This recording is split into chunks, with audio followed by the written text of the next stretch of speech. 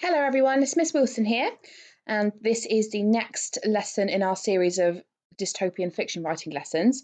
So today we're going to be looking at extended metaphors. Now, if you haven't already completed the previous lesson on expanded noun phrases, I suggest you go and do that now, because the work we're going to do today, we're going to incorporate into the work we did yesterday, so you won't be able to do that unless you've done the previous work. So our LO for today is how can I craft an engaging extended metaphor? So our aims for today are going to be, first of all, to look at metaphors, what they are, and then extended metaphors. And then you're going to have a practice at writing extended metaphors for your dystopian fiction writing. So you're going to be picking things from your image that you can compare to other things and putting them into extended metaphors. So a metaphor then. So most of us already know what a metaphor is. It's a comparison which is not literally true. It suggests what something is like by comparing it with something else with similar characteristics. So we are saying that something is something, but we are not saying it is actually that thing. We're just using a comparison to suggest that it shares characteristics, not to be confused with a simile. So a metaphor, for example, if I was going to write a metaphor, I might say, and I don't necessarily agree with this, I'm just using this as an example, school is prison.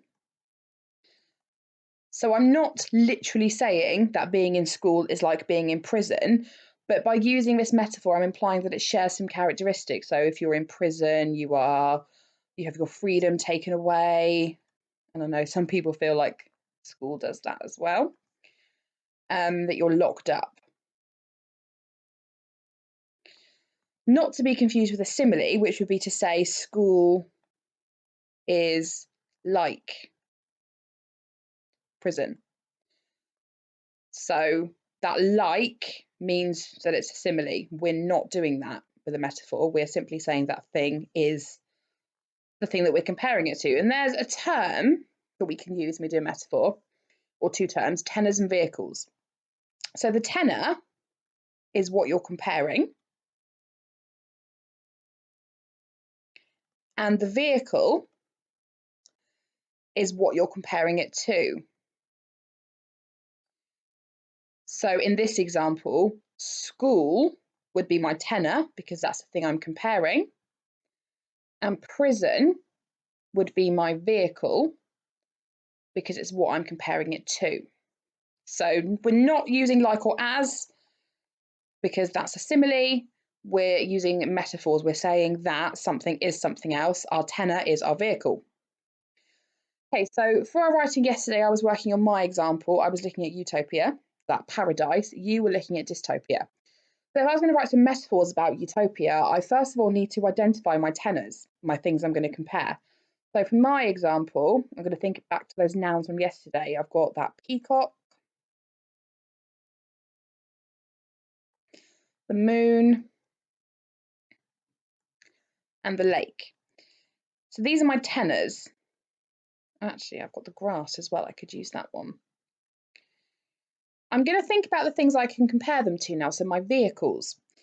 And I'm going to think about things that share characteristics. So for moon, my vehicle could be a diamond, because I'm thinking about things that shine. My lake could be a mirror. That water, I'm implying that it's really clear and reflective there. The grass could be a soft carpet, something that covers a long stretch of ground.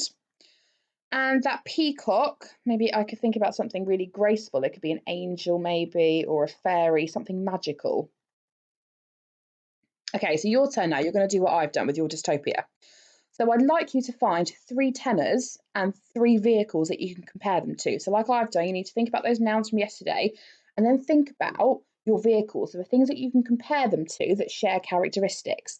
So for the shine, you could use either an abstract noun as your tenor or vehicle. So if you were using fear as an abstract noun, you could compare that to something, or you could compare something to a feeling. So pause the video here and have a go. Find your tenors and then find your vehicles. Okay, I'm sure you've got loads of ideas from that exercise. So if it was me again, I would focus on the buildings, how broken they are. I'd focus on that rubble and that smoke. So if I was doing the shine, I'd maybe use the smoke as my tenor, and I'd use an abstract noun as the vehicle. So the smoke could be a metaphor for fear or confusion, maybe. Again, that rubble could be like shards of broken glass, maybe. These are just some ideas. I'm sure you've got loads more. Okay, now we're going to take these tenors and vehicles and we're going to turn them into extended metaphors. So what do we do when we extend something? So I've given you this image here because this is something that's probably recognisable to a lot of you. If your parents might have something similar, or your grandparents, it's this dining table that you can make bigger, you can extend it. And that's what we do when we extend something, we're making it bigger. So something that appears small or once was small, we can stretch out and make bigger. And that's what we're going to do with our metaphors, with our tenors and vehicles. We're going to make them bigger. So this example I gave you at the beginning, school is prison. So that is my metaphor. I've got my tenor here and my vehicle. Tenor and vehicle. I'm going to extend that out now. And to do that, I'm going to think about my vehicle and I'm going to think about all the qualities that it has that I'm comparing my tenor to. So like I said in my previous example, with prisons, people are locked up, they're in cells, they have their freedom taken away. It's quite controlling and quite oppressive. So we can take these qualities and put them into our extended metaphor. So here is my example. School is a prison that takes away our freedom. It is oppressive, controlling, and dismal. It punishes us and traps us as we obediently comply in our cells. So there's the idea of being obedient that prisoners have to be. So we're comparing the students to prisoners in this example, although of course you're not really prisoners, but I think it makes a really good extended metaphor example. The idea of punishment, although of course school is not a punishment, it's essential, very important. Being trapped, having your freedom taken away. And again, that idea of cells here, so we comply in our cells, so we're comparing classrooms to cells here.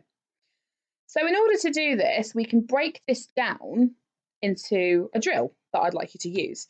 So for this, tenor is a vehicle. So these are things that you're comparing. And here you're going to explain what it is that your vehicle does. It is, and then you're going to use 3 adjectives to explain what it's like. Now we're going to use some verbs, some action words to describe what that vehicle does. It verbs and verbs as it, we, they, change your pronoun depending on your example, might not fit. They adverb, verbs. So let's break down that school example so you can see what I've done. School, tenor, is a prison, vehicle, because that's what we're comparing it to. That takes away our freedom. So here you can see I have explained what the vehicle does. A prison takes away freedom. Now for the 3 adjectives, it's oppressive, controlling, and dismal. So these are all 3 things that prison is. And the verbs, again, so things that vehicle does. It punishes us and traps us. So these are things that prison does. As we obediently comply in our cell. So you've got to do an adverb to describe the verb here. So prisoners have to be obedient and they have to comply with the rules.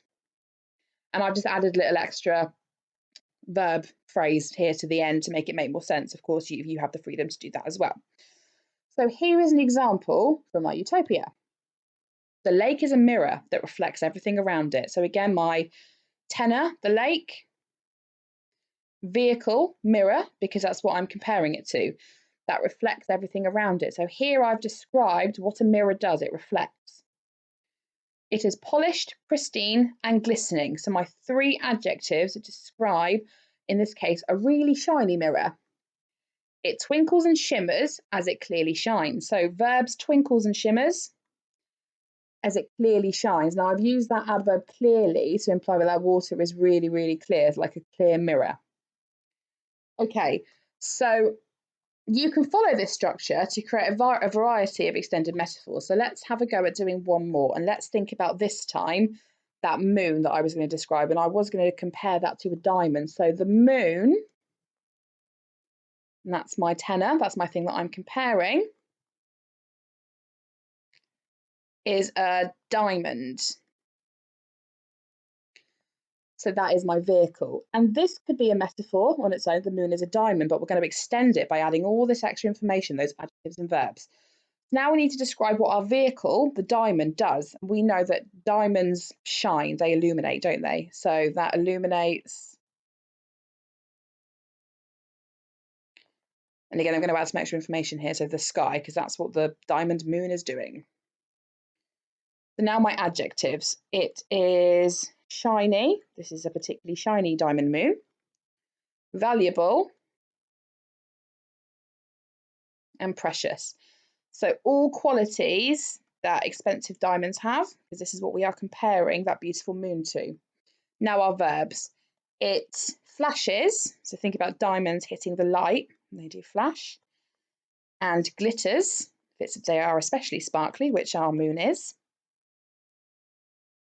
Now we're going to use an adverb to describe how it does that. So as it's elegantly. So I'm picking my adverb very carefully here because I want that moon to seem really beautiful in my utopia, my paradise. Elegantly shimmers. Okay. So I've got two extended metaphors here from my utopia paradise image. Yours are going to be very different because don't forget you're writing about dystopia, which is nightmarish, the worst kind of society you can imagine. So I'd like you to have a go now. I want you to pick three of your tenors and vehicles to have a go at writing three extended metaphors about your dystopia. So I've given you my lake example again to help you. You can keep this on the screen as you work.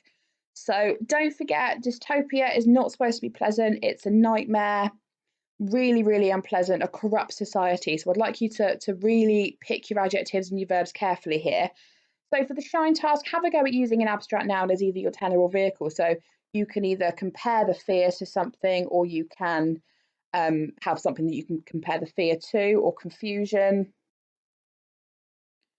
maybe corruption. Don't get abstract nouns confused with adjectives. So to say afraid would be an adjective because that would be describing a feeling, but fear is the feeling itself.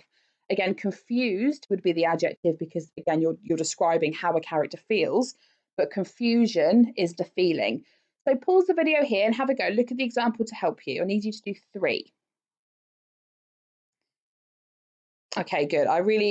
I'm sure you've got some fantastic examples that I'm really looking forward to reading. So now that you've got three, I would like you to pick the one that you think is the most effective. And what you're going to do is integrate that into your paragraph from yesterday. So I've done it with mine. So I'll just read it out to you so you can see what I've done.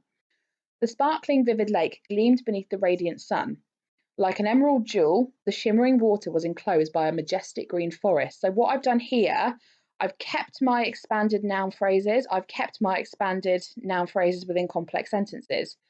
And here I've added in at the most appropriate point, because I'm talking about the water here, so I've put in my extended metaphor. The lake was a mirror that reflected everything around it. It was polished, pristine, and glistening. It twinkled and shimmered as it clearly shone. So as you can see, I've actually changed the tenses here to make it fit with my writing. So it was in the present tense before, it was the lake is a mirror, but now I've changed it so it makes sense that the lake was a mirror. So you'll probably have to do the same thing unless you are writing this whole thing in present tense, which of course you can do if you want to. That is entirely your decision. The long carpet of soft, luscious grass stretched out for miles. Gracefully, a magnificent peacock strutted carelessly across the ground. Creatures like this roamed freely in paradise. In the distance, the beautiful wilderness of huge trees and wild flowers sat silently, while a family of tropical birds soared overhead. The calm, serene creatures floated above paradise. Nothing could be heard except the whisper of a gentle breeze. So this is very different to what yours is going to be like. Mine's utopia, don't forget. So have a go at that. Pick the most appropriate moment and work your extended metaphor in. Look how descriptive this is. I've got complex sentences. I've got some really ambitious vocabulary. I've used quite a lot of our keywords here. And I've got expanded noun phrases that we were working on in the previous lesson. And I've also got an extended metaphor. So if you have all of these things in that first paragraph, you're going to have a really descriptive piece of writing, which for dystopia is really important because you're trying to get that sense of a nightmarish society across. So next lesson, we're going to work at introducing a character. So make sure that you've got a first paragraph that has all of these things in that you're happy with. And when you've got that, please send that to me. You can email it to me. you can upload it to Google Classroom, or you can take a picture of some handwritten work and you can send that to me as well. And I'll send you some feedback. So next lesson, we'll introduce a character. I hope you found that helpful. I hope you have the beginning of a really effective piece of dystopian fiction writing. And thank you for watching. Goodbye.